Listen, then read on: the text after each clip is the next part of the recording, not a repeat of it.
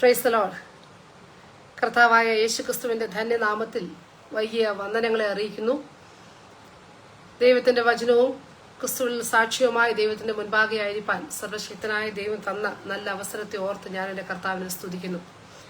പ്രാർത്ഥനാധ്വനി എന്ന ഈ ഫേസ്ബുക്ക് പേജിലൂടെ കർത്താവിന്റെ വചനവുമായി നിങ്ങളുടെ മുൻപാകെ സാക്ഷ്യമായി നിൽക്കുവാൻ ദൈവം തന്ന അവസരത്തെ ഓർത്ത് സ്തുതിക്കുകയും അപ്പോൾ തന്നെ പാസ്റ്റർ ബെൻസൺ നാലിയോട് പ്രത്യേക നന്ദി അറിയിക്കുന്നു. ഈ ദിവസങ്ങളിൽ കർത്തദാസന്റെ ഉള്ളത്തിൽ ആത്മാവ് കൊടുത്ത ദർശനപ്രകാരം ഒരു പ്രത്യേക വിഷയത്തെ ആസ്പദമാക്കി ദൈവത്തിന്റെ വചനം സംസാരിച്ചുകൊണ്ടിരിക്കുന്നല്ലോ. കർത്താവിന്റെ ദാസന്മാരും ദാസിമാരും വിവിധയിടങ്ങളിൽ നിന്ന് കർത്താവിന്റെ വചനം ഈ ദിവസങ്ങളിൽ സംസാരിക്കുമ്പോൾ ഈ രാത്രിയിൽ എനിക്കും നിങ്ങളുടെ മുൻപാകെ ആയിരിക്കാൻ ദൈവം തന്ന അവസരത്തെ ഓർത്ത് കർത്താവിനെ സ്തുതിക്കുന്നു. എല്ലാ പ്രിയപ്പെട്ട ക്രിസ്തുയേശുവിന്റെ നാമത്തിൽ എന്റെ വന്ദനത്തെ അറിയിക്കുന്നു. സംഭവവുമായി ഒരു പൽക്കാലം നമ്മളെ വിട്ട് കടന്നു പോകുമ്പോൾ ദൈവത്തിന്റെ സ്നേഹത്താലും കരുണയാലും ഈ വൈകിയ സമയത്ത് നമുക്ക് ആയുസ്സും ആരോഗ്യത്തോടൊക്കെ ആയിരിക്കാൻ ദൈവം തരുന്ന നന്മകളെ ഓർത്ത് ഞാൻ എന്റെ കർത്താവിനെ സ്തുതിക്കുന്നു. കർത്താവ് എല്ലാവരെയും അനുഗ്രഹിക്കട്ടെ. ഇന്ന് രാത്രികാലം ദൈവത്തിന്റെ വചനം കേൾക്കുമ്പോൾ അത് നമ്മുടെ ജീവിതത്തിന് ബലമായി തീരേണ്ടതിന്, നമ്മുടെ ശരീരത്തിന് വിടുതലായി തീരേണ്ടതിന്, ആത്മാവിന് ശക്തിയായി തീരേണ്ടതിന് നമുക്ക് ഒരുമിച്ച് പ്രാർത്ഥിക്കുകയും സമയം വേഗത്തിൽ മുൻപോട്ട് പോകുന്നതിനാൽ ദേവദാസൻ നൽകിയ ദൈവത്തിന്റെ വചനം നിങ്ങളോട് സംസാരിക്കുവാൻ നൽകിയ ടോപ്പിക്ക് വീണ്ടെടുപ്പിന്റെ വില എന്നുള്ളതാണ്. അതിനെ ആസ്പദമാക്കി ചില കാര്യങ്ങൾ ഒരുമിച്ച് ഷെയർ ചെയ്യുവാൻ ഞാൻ താല്പര്യപ്പെടുന്നു. ദൈവത്തിന്റെ വചനം അത് ജീവനും ചൈതന്യമുള്ളതാകിയാൽ ഇരുവായ്ത്തലുള്ള ഏത് വാളിനേക്കാളും മൂർച്ചയേറിയതും സന്ധിമജ്ജകൾ വേർപിടിവിക്കും വരെ തുളച്ചു ചെല്ലുന്നതായ ദൈവത്തിന്റെ വചനം ഈ രാത്രിയിൽ നമ്മളോട് ഓരോരുത്തരോടും സംസാരിക്കുമാറാകട്ടെ. ഒരു നിമിഷം നമ്മുടെ കണ്ണുകളെ അടയ്ക്കാം, പ്രാർത്ഥിക്കാം. സർവശക്തനായ ദൈവമേ, സ്വർഗസ്ഥ പിതാവേ, നല്ല ഈ സമയത്തിനായ ദൈവത്തെ സ്തുതിക്കുന്നു. ലോകത്തിന്റെ വിവിധ ഇടങ്ങളിൽ നിന്ന് കർത്താവിന്റെ വചനം കേൾക്കുന്ന എല്ലാ പ്രിയപ്പെട്ടവർക്കായി സ്തോത്രം. പ്രാർത്ഥനാധ്വനി എന്ന ഈ ഫേസ്ബുക്ക് പേജിനായി സ്തോത്രം ചെയ്യുന്നു. ഇതിന്റെ അഡ്മിനായിരിക്കുന്ന കർത്താവിന്റെ ദാസനായ കുടുംബത്തിനായി സ്തോത്രം. അവരിൽ കൂടി ചെയ്യുന്ന എല്ലാ പ്രവർത്തനങ്ങൾക്കായി സ്തോത്രം. ഈ പ്രാർത്ഥനാധ്വനിയുടെ ശാഖകളായി പ്രവർത്തിക്കുന്ന എല്ലാ പ്രിയപ്പെട്ടവരെയും കർത്താവിന്റെ കരങ്ങളിലേക്ക് ഏൽപ്പിക്കുന്നു. ഈ ദിവസങ്ങളിൽ വചനം സംസാരിച്ച ദേവദാസി ദാസന്മാർ വരും ദിവസങ്ങളിൽ കർത്താവിന്റെ വചനവുമായി നിൽക്കുന്ന പ്രിയപ്പെട്ടവരെ ഓർത്ത് പ്രാർത്ഥിക്കുന്നു. അടിയനെ സമ്പൂർണ്ണമായ ദൈവവരങ്ങളിലേക്ക് ഏൽപ്പിക്കുന്നപ്പാ, നിന്റെ കൃപ കൂടെ ഇരിക്കുമാറാകണമേ. രാത്രി ഞങ്ങൾ ഹൃദ്യമായി സംസാരിക്കണം. പ്രാർത്ഥന കേട്ടതിനായി സ്തോത്രം. യേശു ക്രിസ്തുവിന്റെ ധന്യമുള്ള നാമത്തിൽ തന്നെ ആമേൻ. വീണ്ടെടുപ്പിന്റെ വില എന്നുള്ള ടോപ്പിക്കോട് കൂടി ഈ രാത്രികാലം നിങ്ങളുടെ മുൻപാകെ ആയിരിക്കുമ്പോൾ അപ്പോസ്തലനായ പൗലോസ് എഫേസർക്ക് എഴുതിയ ലേഖനം 1-ാം അധ്യായം അതിന്റെ 7-ഉം 8-ഉം വാക്യം ഞാൻ ഇപ്പോൾ വായിക്കുന്നു. അപ്പോസ്തലനായ പൗലോസ് എഫേസർക്ക് എഴുതിയ ലേഖനം 1-ാം അധ്യായം അതിന്റെ 7-ഉം 8-ഉം വാക്യങ്ങൾ. അവനിൽ നമുക്ക് അവന്റെ രക്തത്താൽ അതിക്രമങ്ങളുടെ മോചനമെന്ന വീണ്ടെടുപ്പുണ്ട്. അതവൻ നമുക്ക് ധാരാളമായി കാണിച്ച കൃപാദാനപ്രകാരം സകല ജ്ഞാനവും വിവേകവുമായി നൽകിയിരിക്കുന്നു. എഫേസ്യർക്ക് എഴുതിയ ലേഖനത്തെ കുറിച്ച് പറയുമ്പോൾ ലേഖനങ്ങളുടെ റാണി എന്നറിയപ്പെടുന്ന ഈ എഫേസ്യ ലേഖനം ആശയസമ്പുഷ്ടമായ, അല്ലെങ്കിൽ ദൈവത്തിന്റെ ആത്മാവ് തന്റെ ദാസനിലൂടെ എഫെസോസിലുള്ള ദൈവമക്കൾക്ക് വേണ്ടി എഴുതിയ ആ ദൈവത്തിന്റെ വചനം ഈ രാത്രി അതിന്റെ 1-ാമത്തെ വാക്യത്തിൽ വായിക്കുമ്പോൾ ദൈവേഷ്ടത്താൽ ക്രിസ്തുയേശുവിന്റെ അപ്പോസ്തലനായ പൗലോസ് എഫെസോസിലുള്ള വിശുദ്ധന്മാരും ക്രിസ്തുയേശുവിൽ വിശ്വാസികളുമായവർക്ക് എഴുതുന്നത്, നമ്മുടെ പിതാവായ ദൈവത്തിൽ നിന്നും കർത്താവായ യേശുക്രിസ്തുവിൽ നിന്നും നിങ്ങൾക്ക് കൃപയും സമാധാനവും ഉണ്ടാകട്ടെ. എഫെസോസിലുള്ള ദൈവമക്കൾ എന്ന് പറയുമ്പോൾ അവിടെയുള്ള പ്രിയപ്പെട്ടവരെ കുറിച്ച് പറയുന്നത് അവർ വിശുദ്ധന്മാരും ക്രിസ്തു യേശുവിൽ വിശ്വാസികളുമായവർക്ക് വേണ്ടിയാണ് താൻ ഇത് എഴുതുവാൻ ഇടയായി തീർന്നത്. അതിന്റെ 3-ാം വാക്യം വായിക്കുമ്പോൾ സ്വർഗത്തിലെ സകല ആത്മീക അനുഗ്രഹത്താലും നമ്മെ ക്രിസ്തുവിൽ അനുഗ്രഹിച്ചിരിക്കുന്ന നമ്മുടെ കർത്താവായ യേശു ക്രിസ്തുവിന്റെ ദൈവവും പിതാവുമായവൻ വാഴ്ത്തപ്പെട്ടവൻ. അങ്ങനെ വാക്യങ്ങൾ വായിച്ചു വരുമ്പോൾ 7-ാമത്തെ വാക്യത്തിൽ നാം വായിച്ചത് അവനിൽ നമുക്ക് അവന്റെ രക്തത്താൽ അതിക്രമങ്ങളുടെ മോചനമെന്ന വീണ്ടെടുപ്പ് ഉണ്ട്. വീണ്ടെടുപ്പ് എന്ന് പറഞ്ഞാൽ അടിമത്തത്തിലായിരുന്ന തന്റെ ജനത്തെ, അല്ലെങ്കിൽ ദാസ്യത്തിലായിരുന്ന തന്റെ ജനത്തെ ഒരു യജമാനൻ വന്ന് താൻ വില കൊടുത്ത് തനിക്ക് ദാസനാക്കി എടുക്കുന്ന ആ ഒരു പ്രത്യേക സാഹചര്യം. 1-ാമത്തെ വാക്യത്തിൽ നാം വായിച്ചു പോലെ അവനിൽ അവന്റെ രക്തത്താൽ വീണ്ടെടുപ്പുണ്ട്. അപ്പോൾ നമ്മുടെ വീണ്ടെടുപ്പിന്റെ വില എന്ന് പറയുന്നത് കർത്താവായ യേശു ക്രിസ്തുവിന്റെ രക്തമാണ്. തന്റെ അവസാനത്തുള്ള രക്തം വരെയും നമുക്ക് വേണ്ടി ക്രൂശിൽ നൽകി തന്നത് മറ്റൊന്നിനു വേണ്ടിയല്ല, പാവങ്ങളിൽ നിന്ന് നമ്മെ വീണ്ടെടുക്കുവാൻ വേണ്ടി ആണ് അവൻ തന്റെ രക്തം നമുക്ക് വേണ്ടി ഊറ്റിത്തരുവാനിടയായി തീർന്നത്. അപ്പോൾ ക്രിസ്തുയേശുവിന്റെ രക്തം നമ്മുടെ സകല പാപങ്ങളെ പോക്കി നമ്മോട് ക്ഷമിച്ച് തന്റെ രക്തത്താൽ നമ്മെ വീണ്ടെടുത്തുവെങ്കിൽ ഈ രാത്രിയിൽ നമുക്ക് മനസ്സിലാക്കാൻ കഴിയണം, ഞാൻ നിങ്ങളുടെ മുൻപാകെ ആയിരിക്കുമ്പോൾ, വചനം കേൾക്കുന്ന നിങ്ങളും ഓരോരുത്തരും ദൈവസന്നിധിയിലായിരിക്കുമ്പോൾ, ഒരു കാലഘട്ടത്തിൽ പാപികളായിരുന്ന നമ്മെ വീണ്ടെടുപ്പാനായി ക്രിസ്തുയേശു തന്റെ അവസാനത്തുള്ളി രക്തം വരെ നമുക്ക് നൽകി തരുവാനിടയായി തീർന്നു. അവസാനത്തുള്ളി രക്തം വരെ നമുക്ക് നൽകി തന്നപ്പോൾ നാം പഴയ നിയമത്തിലേക്ക് പോകുമ്പോൾ നമുക്ക് അവിടെ കാണാൻ കഴിയുന്നത്, മിസ്രൈമിലായിരുന്ന ഇസ്രായേൽ ജനത്തെ അല്ലെങ്കിൽ തന്റെ ജനത്തെ പുറപ്പെടുവിക്കുന്നതിന് മുൻപ് അവിടെ ചില കാര്യങ്ങൾ ചെയ്യുവാൻ ഇടയായി തീർന്നു. അവിടെ ഉണ്ടായിരുന്നത് ഇസ്രായേലിലെ മക്കൾക്ക് വേണ്ടി അറുക്കപ്പെട്ട കുഞ്ഞാടിന്റെ രക്തം അവരുടെ ഭവനങ്ങളുടെ കട്ടളക്കാലിന്മേലും കുറുമ്പടിമേലും പുരട്ടുമ്പോൾ സംഹാരകൻ അവിടെ കടന്നു വരാതെ ആ ഭവനം വിട്ടു മാറിപ്പോകും. അങ്ങനെ മാറിപ്പോയി കഴിയുമ്പോൾ രക്തം അടയാളമായി കാണുന്ന ഭവനത്തിൽ, അല്ലെ, പുറപ്പാട് പുസ്തകം 12-ാം അധ്യായം അതിന് 7-ാമത്തെ വാക്യത്തിലും 13-ാമത്തെ വാക്യത്തിലൊക്കെ വായിക്കുമ്പോൾ രക്തം അടയാളമായി കാണുന്ന വീടുകളെ സംഹാരദൂതൻ ഒഴിഞ്ഞു പോകും. ഇതാണ് പാസ് ഓവർ അല്ലെങ്കിൽ കടന്നുപോക്ക് എന്ന് പറയുന്ന പേരിൽ അറിയപ്പെടുന്ന പെസഹ എന്ന അവിടെ ആചരിപ്പാനിടയായി തീർന്നത്. ഓരോ വർഷങ്ങളും അതിന്റെ ഓർമ്മയായി അവരതിനെ ആചരിക്കണമെന്ന് ദൈവം പഴയ നിയമകാലത്ത് തന്റെ ജനത്തോട് കൽപ്പിപ്പാനിടയായി തീർന്നു. മോശ മുഖാന്തരം വിടുവിക്കപ്പെട്ട് പുറത്തേക്ക് വന്ന ജനം, ദൈവം ഇസ്രായേലിന് ഒരു ന്യായപ്രമാണം മോശ മുഖാന്തരം കൊടുപ്പാനിടയായി തീർന്നു. ആ ന്യായപ്രമാണത്തിൽ താൻ പറഞ്ഞിരിക്കുന്ന ചില കൽപ്പനകൾ, ചില ചട്ടങ്ങൾ, അത് പാലിക്കണം, എങ്ങനെയായിരിക്കണം, അത് മുഖാന്തരം ആർക്കാണ് വിടുതൽ എന്നുള്ളതൊക്കെ ഈ ഭാഗങ്ങളിൽ താൻ നിഷ്കർഷിച്ചിട്ടുണ്ട്. അപ്പോൾ ഒരു ധനികനാകട്ടെ ഒരു ദരിദ്രനാകട്ടെ തന്റെ ജീവന്റെ വീണ്ടെടുപ്പിന് വേണ്ടി വിശുദ്ധ മന്ദിരത്തിലെ തൂക്കപ്രകാരം 1/2 ശേക്കൽ വെള്ളി കൊടുക്കണം.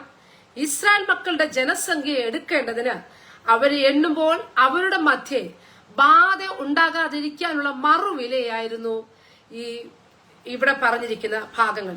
അപ്പോൾ തന്റെ ജനത്തെ വിടുവിക്കുവാൻ വേണ്ടി വീണ്ടെടുപ്പിന്റെ മറുവിലയായി അവിടെ ആചരിച്ച ആ ഓരോ ചട്ടങ്ങൾ, അതിനനുസരിച്ച് ദൈവത്തിന് ഒരു മനുഷ്യനെ വീണ്ടെടുക്കുവാൻ വേണ്ടി തന്റെ അവസാനത്തുള്ളി രക്തം തന്റെ പുത്രനായ യേശു മുഖാന്തരം അവസാനത്തുള്ളി രക്തം വരെ തന്നു എന്നുള്ളത് പുതിയ നിയമത്തിൽ നാം വായിക്കുകയും പഠിക്കുകയും നമ്മുടെ ജീവിതത്തിലും അത് അപ്രകാരം തന്നെ ആയിരിക്കുമ്പോൾ സർവശക്തനായ ദൈവത്തിന്റെ സ്നേഹം നമ്മോട് കൂടെ ഉള്ളതുകൊണ്ടാണ് ആ വീണ്ടെടുപ്പിന്റെ വില നമുക്ക് നൽകി തരുവാനിടയായി തീർന്നത്.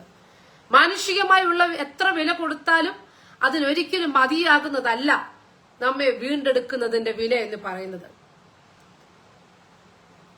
ഇവിടെ നമ്മൾ പുതിയ നിയമത്തിൽ വായിക്കുമ്പോൾ അഴിഞ്ഞു പോകുന്നതിനെ കൊണ്ടല്ല നമ്മെ വീണ്ടെടുത്തത്, മറിച്ചോ ക്രിസ്തുയേശു എന്ന നിർദോഷമായ ക്രിസ്തുയേശുവിന്റെ നിർദോഷമായ നിഷ്കളങ്കമായ രക്തത്താലാണ് നമ്മെ കർത്താവ് തന്നിലേക്ക് വീണ്ടെടുപ്പാനിടയായി തീർന്നത്. ഓരോ പഴയ നിയമത്തിൽ പാപപരിഹാരത്തിനു വേണ്ടിയും അല്ലെങ്കിൽ പഴയ നിയമത്തിൽ ഓരോ യാഗങ്ങൾ അർപ്പിച്ച് തന്റെ ജനത്തെ വിടുവിച്ചു കൊണ്ടുവരണമെന്ന് മോശ മുഖാന്തരം താൻ കൽപ്പനകൾ പുറപ്പെടുവിക്കുമ്പോൾ അവിടെ നാം കാണുന്ന ഒരു ഭാഗമുണ്ട്. എന്താണ്? മറുവിലയായി തന്റെ ജീവന് വേണ്ടി തന്റെ രക്തത്തെ താൻ നമുക്ക് വേണ്ടി നൽകി തരുവാനിടയായി തീർന്നു. അപ്പോൾ വീണ്ടെടുപ്പിന്റെ വില, ദ പ്രൈസ് ഓഫ് റിഡംഷൻ, അല്ലെ, വീണ്ടെടുപ്പിന്റെ വില.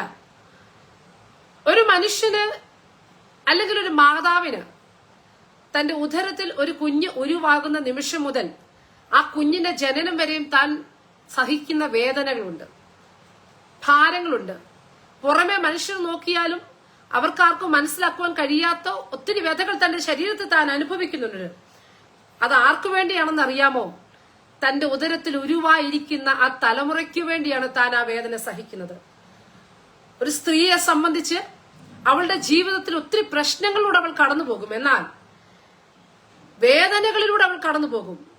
അവളുടെ ജീവൻ പോലും അവൾ തന്റെ കുഞ്ഞിന് ജന്മം കൊടുക്കുവാൻ വേണ്ടി തന്റെ ജീവിതത്തെ സമർപ്പിച്ചുകൊണ്ടായിരിക്കുമ്പോൾ ചില നിമിഷങ്ങൾ, ചില മണിക്കൂറുകൾ അവൾ അനുഭവിക്കുന്ന വേദന മറക്കുന്നത് എപ്പോഴും ചോദിച്ചാൽ, ദൈവത്തിന്റെ വചനത്തിൽ പറയുന്നത് പോലെ ആ ശിശുവിന്റെ കുഞ്ഞിന്റെ മുഖമൊന്ന് കാണുമ്പോൾ അവളുടെ വേദന മറക്കുവാനിടയായിത്തീരും. അങ്ങനെയെങ്കിൽ ഈ ലോകത്തിലെ മാതാവ് തന്റെ തലമുറയ്ക്ക് വേണ്ടി തന്റെ ജീവനെ അല്ലെങ്കിൽ തന്റെ ജീവനെ ആ കുഞ്ഞിന്റെ ജന്മം കൊടുക്കുവാൻ വേണ്ടി എത്രത്തോളം ത്യാഗം സഹിക്കുന്നുവോ, എത്രത്തോളം വേദന സഹിക്കുന്നുവോ, ആ വേദനയുടെ നടുവിലും തന്റെ വിഷമം, തന്റെ ദുഃഖം മാറുന്നത് തന്റെ തലമുറയെ കാണുമ്പോൾ ആ വേദനയും ദുഃഖമെല്ലാം മാറിപ്പോകുവാനിടയായിത്തീരും.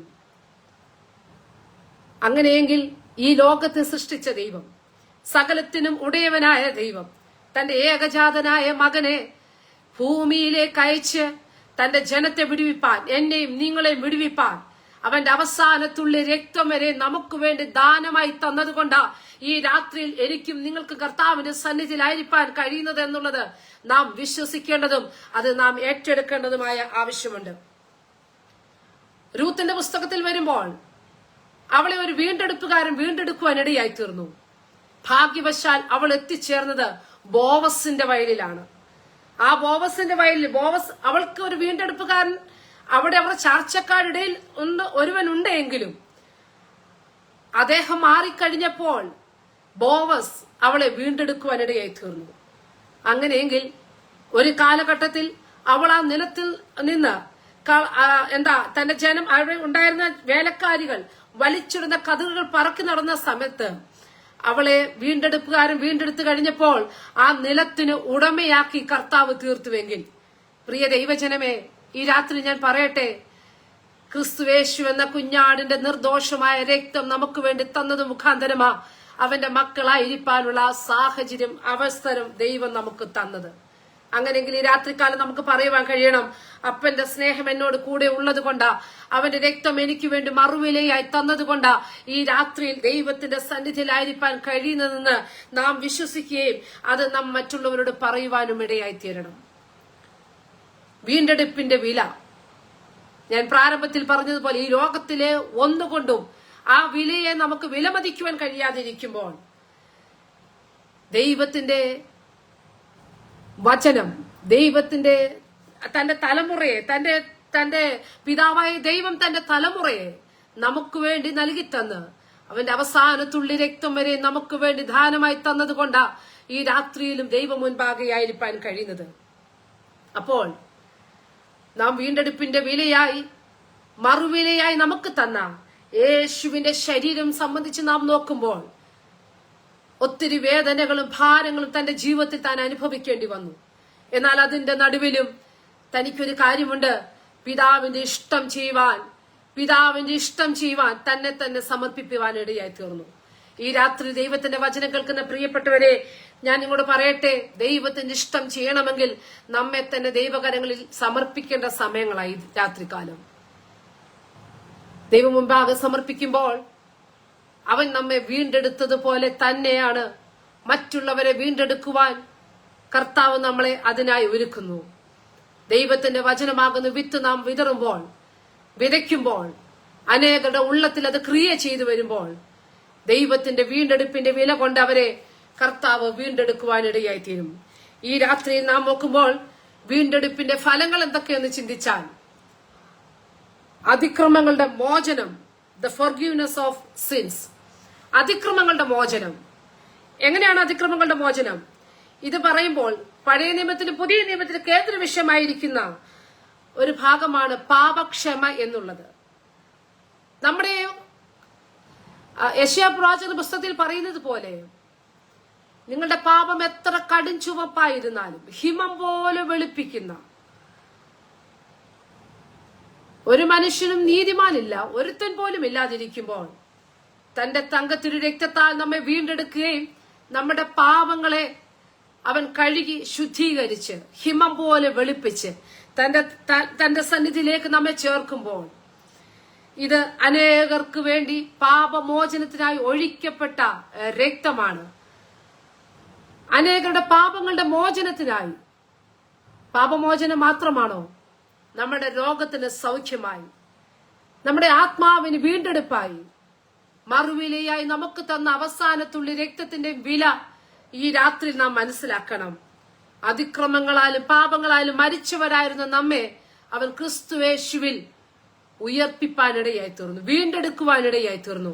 ഒരിക്കൽ തകർന്നു പോയതിനെ, ഒരിക്കൽ ഇല്ലാതെ പോയതിനെ തന്റെ രക്തം തന്ന്, വിലയായി തന്ന്, മറുവിലയായി തന്ന് നമ്മെ ഓരോരുത്തരെയും അവൻ വീണ്ടെടുപ്പാനിടയായി തീർന്നു. ഈ വീണ്ടെടുപ്പിന്റെ വില എന്നുള്ളത് യേശുക്രിസ്തുവിന്റെ രക്തമാണെന്ന് ഞാൻ പറഞ്ഞല്ലോ. അത് പാപങ്ങളെ മോചിക്കുന്ന രക്തമാണ്.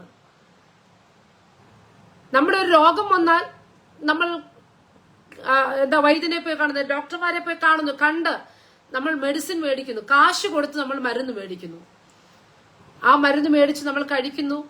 വൈദ്യസഹായങ്ങൾ വേണ്ട ഭാഗങ്ങളിലെല്ലാം നമ്മൾ വൈദ്യസഹായം നേടി നമ്മൾ ആ ട്രീറ്റ്മെന്റിന് നമ്മൾ വിധേയരാകുമ്പോൾ നമ്മുടെ രോഗത്തിന് സൗഖ്യം വരും.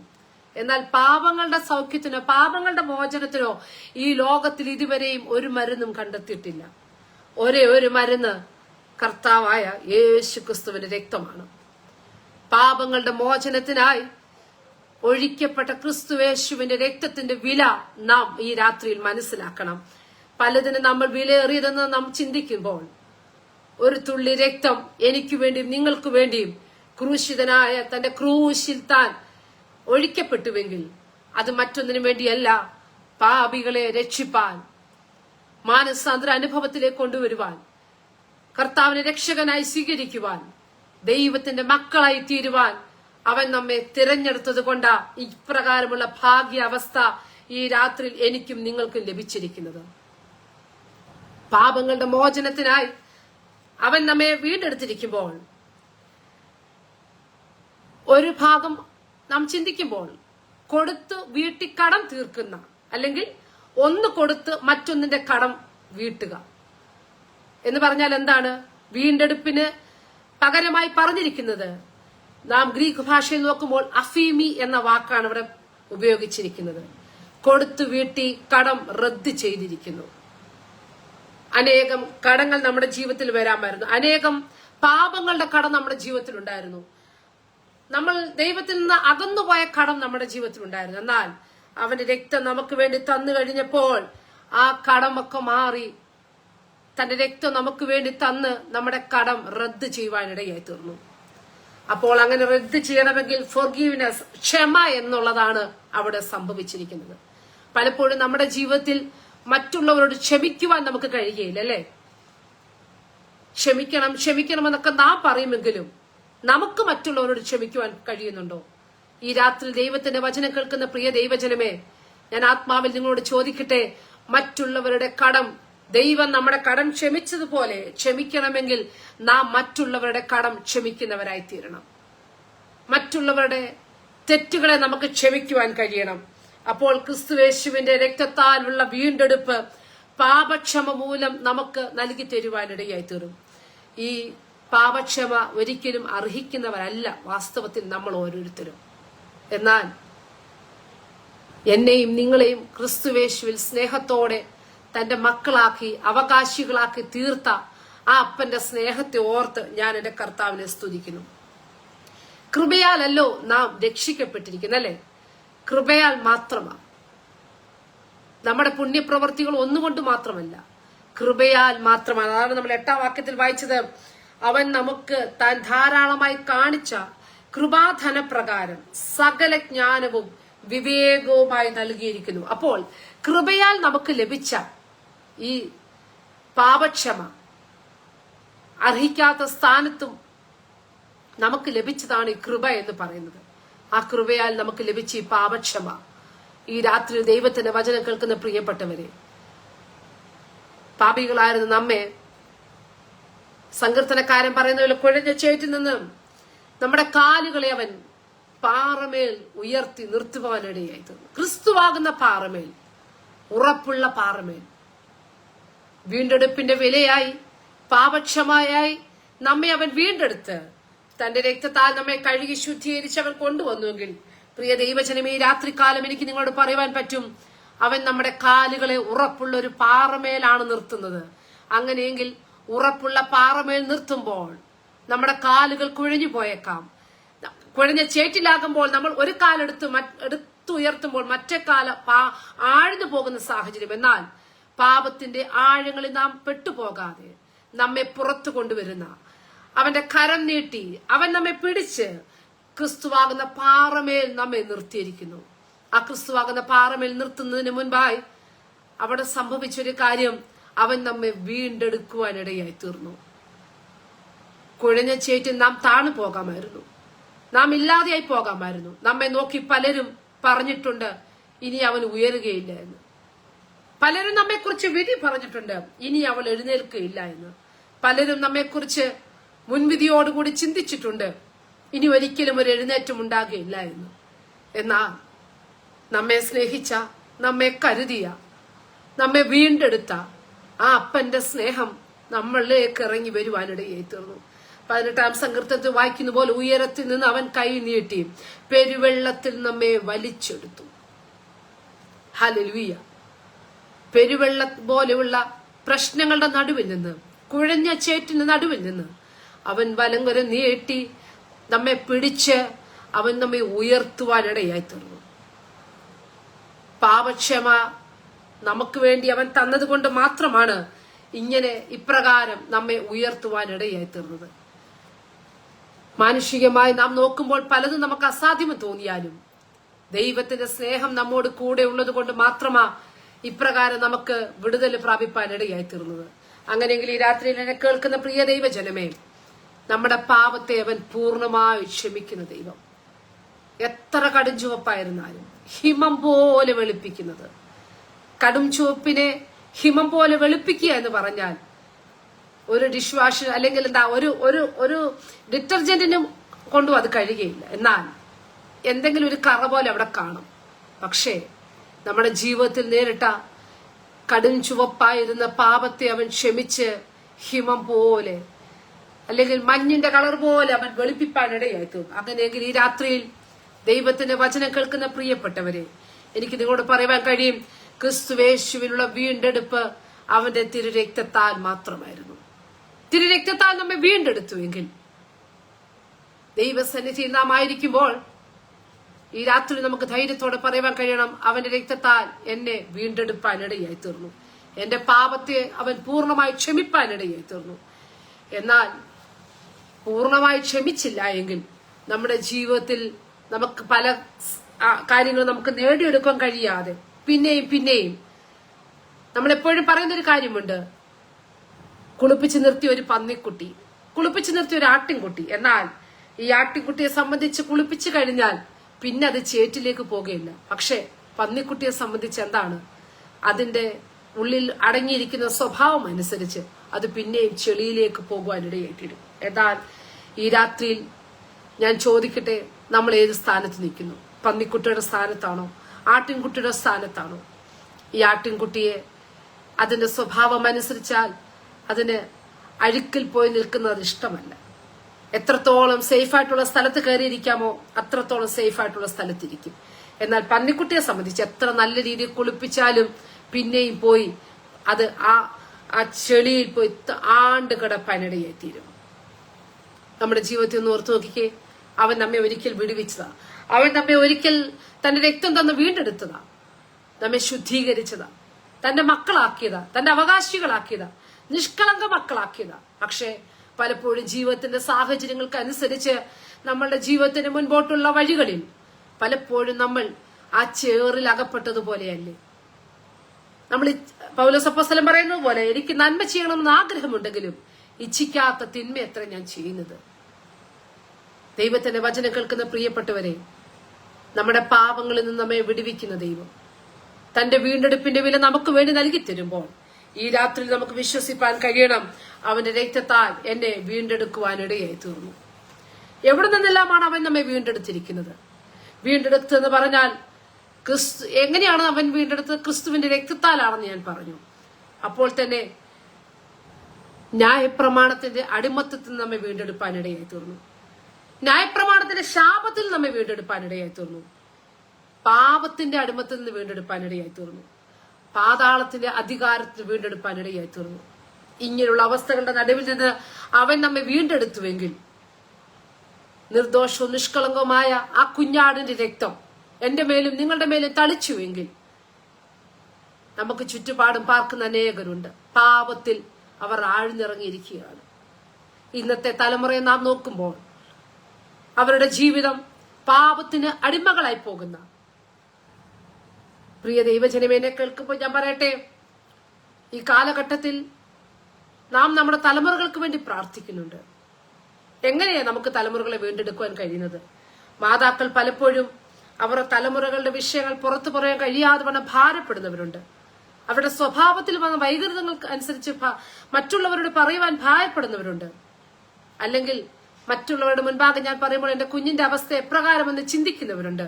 ഈ രാത്രി എനിക്ക് നിങ്ങളോട് പറയുവാൻ കഴിയുന്നത്, പാപത്തിൽ നിന്ന് നമ്മുടെ തലമുറകളെ വിടുവിക്കുവാൻ കർത്താവ് ശക്തനാണ്.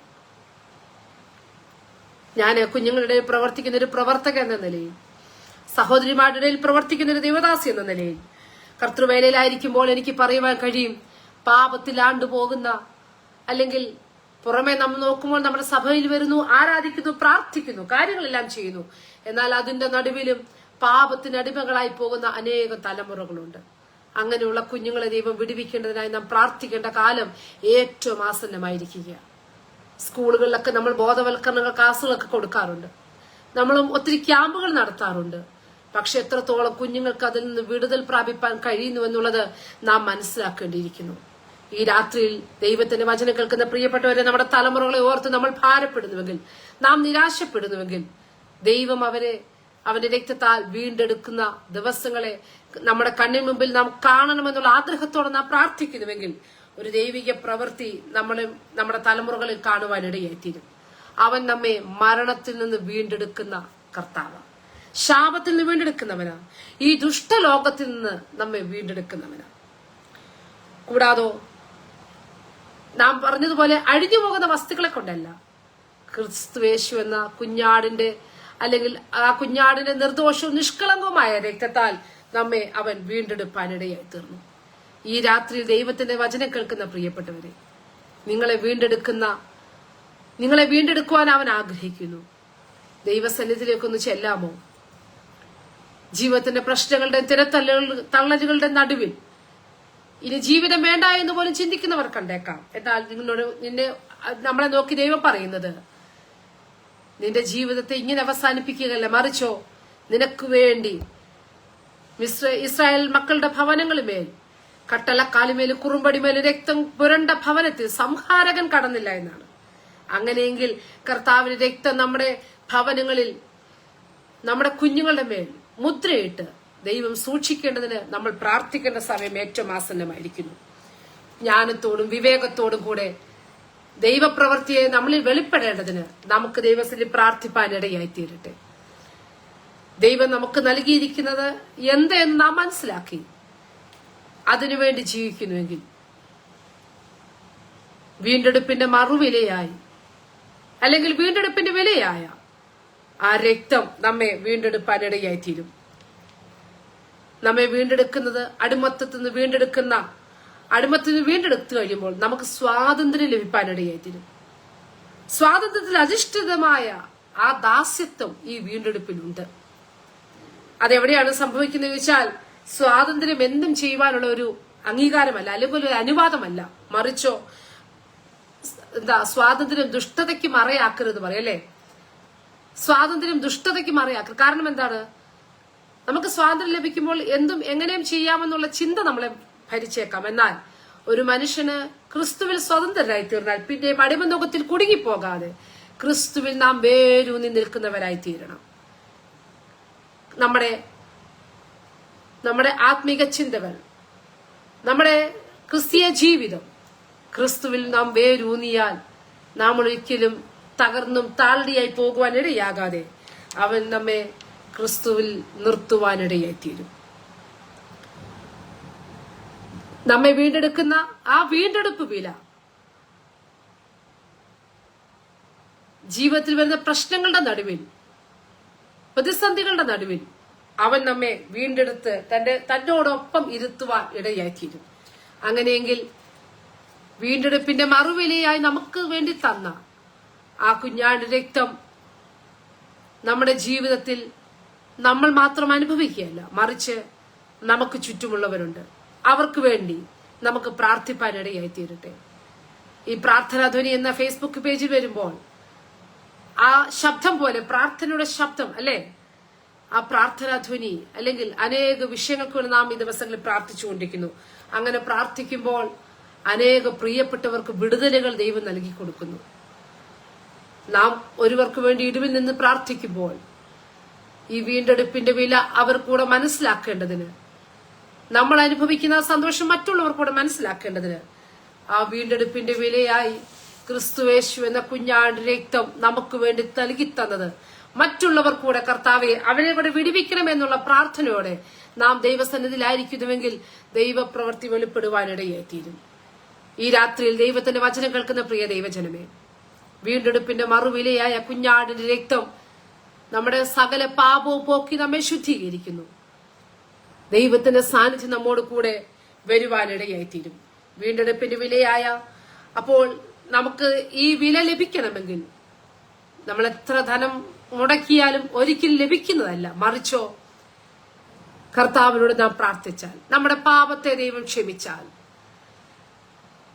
അവൻ നമ്മുടെ പാപങ്ങൾക്ക് പരിഹാരം നൽകി തരുന്ന ദൈവമാണ്. നമ്മുടെ പ്രശ്നങ്ങൾക്ക് മാത്രമല്ല, നമ്മുടെ ജീവിതത്തിന്റെ പാപത്തിനും പരിഹാരം നൽകി തരുമ്പോൾ തന്നെ നമ്മുടെ ജീവിതത്തിന്റെ പ്രതിസന്ധികൾക്കും അവൻ പരിഹാരം നൽകി തരുന്ന ദൈവമാണ്. അങ്ങനെയെങ്കിൽ ഈ രാത്രികാലം ദൈവത്തിന്റെ വചനം കേൾക്കുന്ന പ്രിയപ്പെട്ടവരെ, നമുക്ക് ധൈര്യത്തോടെ പറയുവാൻ കഴിയണം, ക്രിസ്തുയേശുവിൽ എനിക്ക് വീണ്ടെടുപ്പുണ്ട്, എനിക്ക് വിമോചനമുണ്ട്. എന്താണ് ഈ വിമോചനം എന്ന് പറഞ്ഞാൽ? ബന്ധിക്കപ്പെട്ടിരുന്ന ഒരാളെ മോചിച്ച് പുറത്തേക്ക് കൊണ്ടുവരുമ്പോൾ, അല്ലെങ്കിൽ തുറങ്കലിൽ അടയ്ക്കപ്പെട്ട ഒരാളെ പുറത്തേക്ക് കൊണ്ടുവരിക, അല്ലെങ്കിൽ അടിമത്തത്തിലായിരുന്ന ഒരാളെ പുറത്ത് അവൻ സ്വതന്ത്രനായി തീരുക, മോചനം നൽകി കൊടുക്കുക. ഈ രാത്രിയിൽ പലതിൽ നിന്നും നമുക്ക് പുറത്തു വരണമെന്നും, പല സ്വഭാവങ്ങളിൽ നമുക്ക് പുറത്തു വരണമെന്നും, പല രീതികളിൽ നമുക്ക് പുറത്തു വരണമെന്നൊക്കെ നമുക്ക് ആഗ്രഹമുണ്ട്. പലപ്പോഴും നമുക്കത് കഴിയാതെ ഇരിക്കുമ്പോൾ നമുക്ക് ധൈര്യത്തോടെ പറയുവാൻ കഴിയണം, പ്രാർത്ഥിപ്പാൻ കഴിയണം, കുഞ്ഞാടിന്റെ രക്തത്താൽ എന്നെ വീണ്ടെടുക്കണമേ, തങ്കത്തിരു രക്തത്താൽ എന്നെ കഴുകണമേ, അവിടുന്ന് എന്നെ ശുദ്ധീകരിക്കണമേ. രാത്രിയിൽ പറയുവാൻ കഴിയുമോ, തന്റെ രക്തം, യേശുവപ്പ നിന്റെ രക്തം എന്നെ കഴുകി എന്നെ ഒന്ന് ശുദ്ധീകരിക്കണം. അങ്ങനെ ശുദ്ധീകരണം പ്രാപിച്ചാൽ മാത്രമേ നമുക്ക് ദൈവത്തിന്റെ സന്നിധിയിലേക്ക് ചെല്ലുവാൻ കഴിയുള്ളൂ. വീണ്ടെടുപ്പെന്ന വിമോചനം നമുക്ക് നൽകി തരുന്നുവെങ്കിൽ ഈ രാത്രിയിൽ ദൈവത്തിന്റെ വചനം കേൾക്കുന്ന പ്രിയപ്പെട്ടവരെ, എനിക്ക് ധൈര്യത്തോടെ നിങ്ങളോട് പറയുവാൻ കഴിയട്ടെ, ഒരു കാലഘട്ടത്തിൽ നമ്മെ വീണ്ടെടുത്ത കർത്താവ്. ഞാൻ എന്നെ തന്നെ എന്ന് പറയുമ്പോൾ, ഞാനൊരു ദേവദാസന്റെ മകളായി ജനിച്ചു. മണക്കാലിലുള്ള ഷാരോൺ ഫെലോഷിപ്പ് ചർച്ചിലെ ഫാസ്റ്റർ പി ജി ജേക്കബ് എന്ന ദേവദാസന്റെ മകളായി ജനിപ്പാനുള്ള ഭാഗ്യ ദൈവം തന്നു. ഒരു ദേവദാസന്റെ മകളായി ജനിച്ചു, വളർത്തപ്പെട്ടു. ഒരു കാലഘട്ടത്തിൽ എനിക്ക് ഇഷ്ടമല്ലായിരുന്നു, കാരണം ദൈവത്തിന്റെ വചനവുമായി നിൽക്കുവാനൊന്നും ഞാൻ താല്പര്യപ്പെട്ടില്ല. എന്നാൽ കർത്താവ് എന്നെ കണ്ടത് ഇപ്രകാരം ഈ വഴിയിലൂടെ കടന്നു പോകണമെന്നുള്ളതായിരുന്നു. ഈ ലോകത്തിലെ പണം സമ്പാദിക്കണം, ദേവദാസന്മാരെ സഹായിക്കണം എന്നൊക്കെയുള്ള ആഗ്രഹത്തോടെയായിരുന്നു എനിക്ക്. പക്ഷേ കർത്താവ് എന്നെ കുറിച്ച് കണ്ടത്, എന്റെ അമ്മയുടെ ഉദരത്തിൽ ഉരുവാകുന്നതിന് മുമ്പ് എന്നെ കണ്ടത് കർത്താവിന്റെ സാക്ഷ്യവും വചനവുമായി നിൽക്കണമെന്നുള്ളതായിരുന്നു.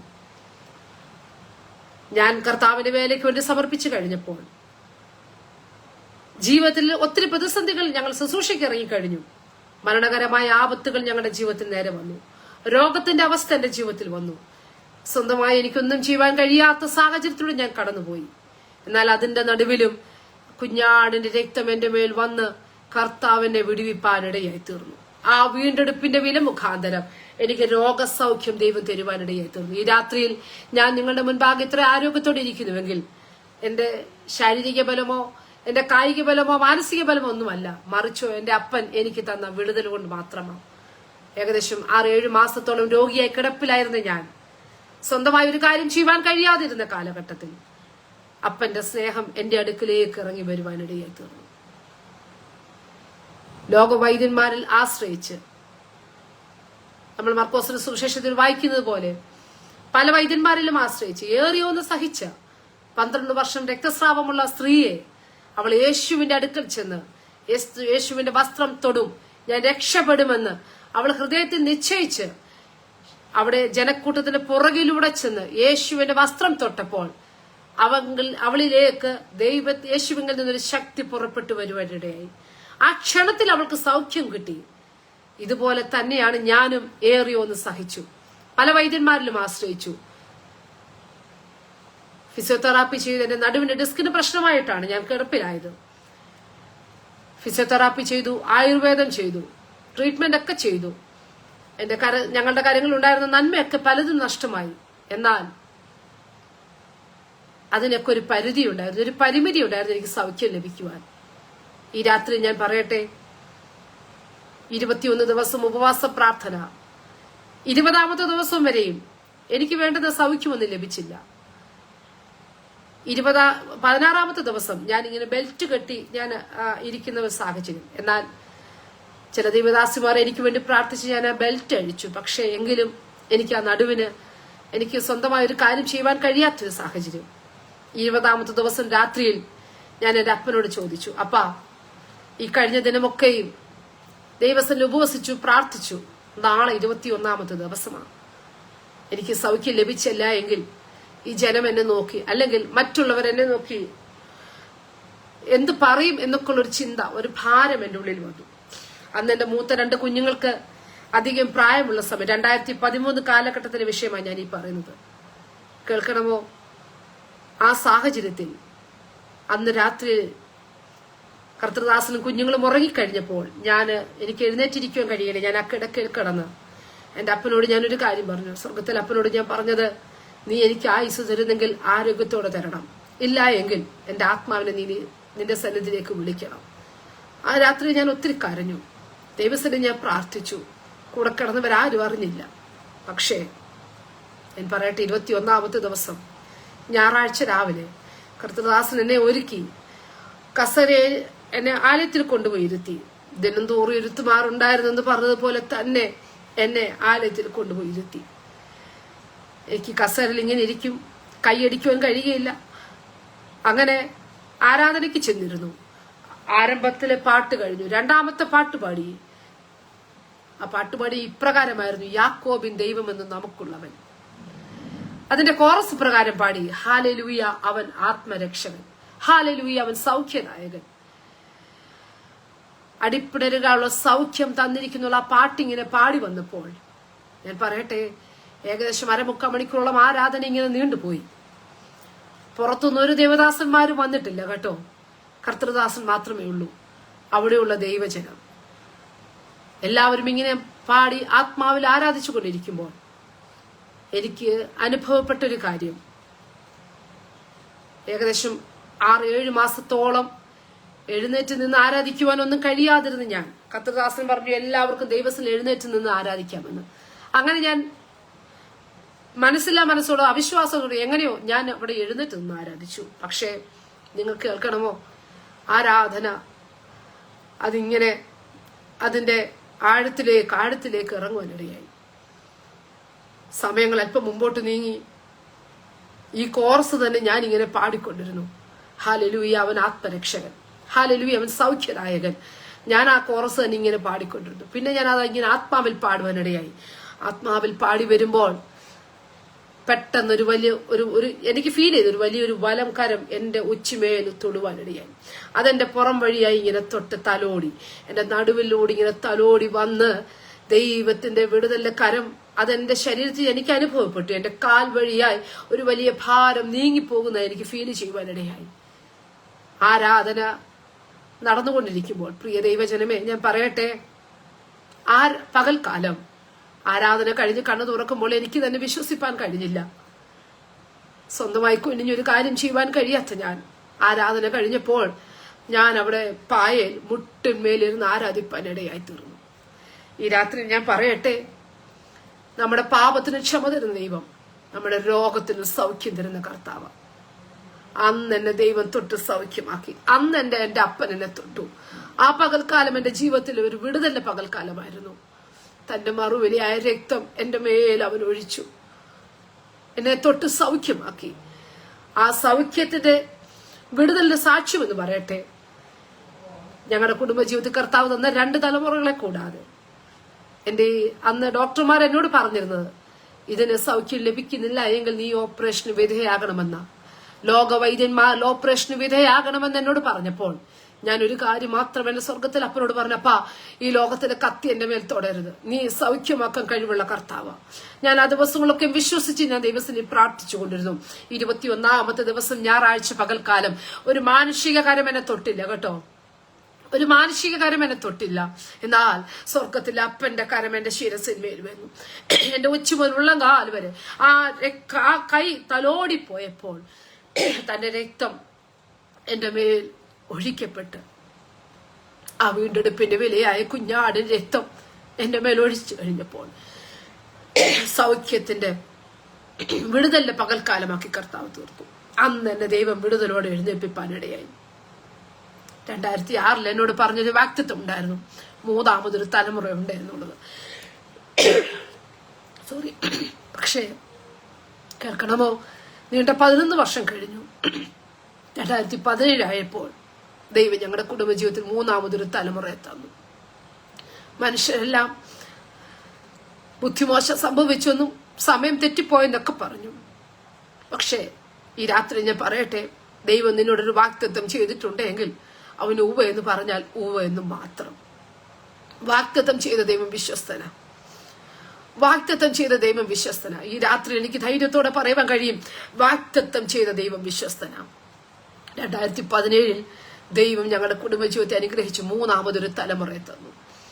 അന്ന് എന്റെ നടുവിന് പ്രശ്നമായിരുന്നപ്പോൾ ഓപ്പറേഷന് വിധേയാക്കണമെന്ന് എന്നോട് പറഞ്ഞുവെങ്കിൽ ഞാൻ എന്റെ അപ്പനോട് പറഞ്ഞപ്പാ, ഈ തലമുറയെ എനിക്ക് ഡെലിവറി ടൈമിൽ എനിക്ക് നോർമൽ ഡെലിവറി തരണം. ഞാൻ അങ്ങനെ തന്നെ പ്രാർത്ഥിച്ചു വന്നു.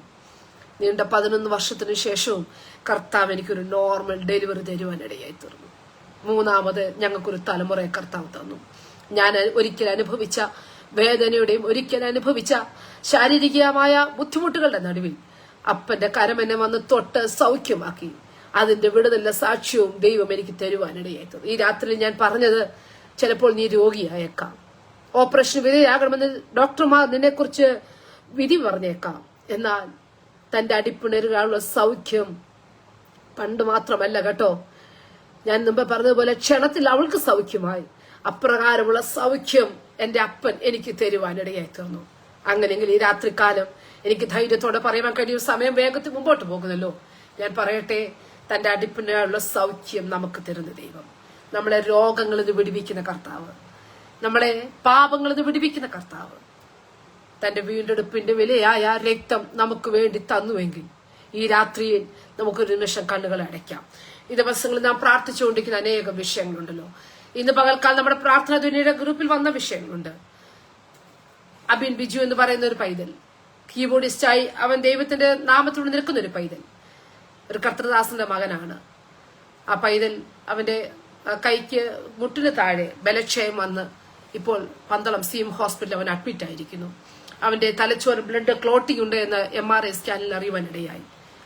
അതുപോലെ തന്നെ ജിനു തങ്കച്ചൻ എന്ന് പറഞ്ഞ പാസിന്റെ 4 ദിവസം പ്രായമായ കുഞ്ഞ്, അതൊരു ഓപ്പറേഷന് വിധേയായിരിക്കുന്നു.